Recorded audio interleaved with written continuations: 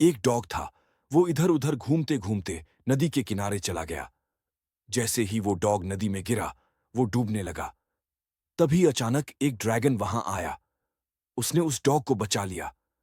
Dragon ने dog को अपने साथ ले लिया। धीरे धीरे उन दोनों में एक अच्छी दोस्ती हो गई। फिर एक दिन वो डॉग ड्रैगन को अपने गांव ले गया। गांव वालों को उसने ड्रैगन के बारे में सब कुछ बताया। गांव वाले बहुत खुश हुए। उन्होंने ड्रैगन की खूब तारीफ की। उस दिन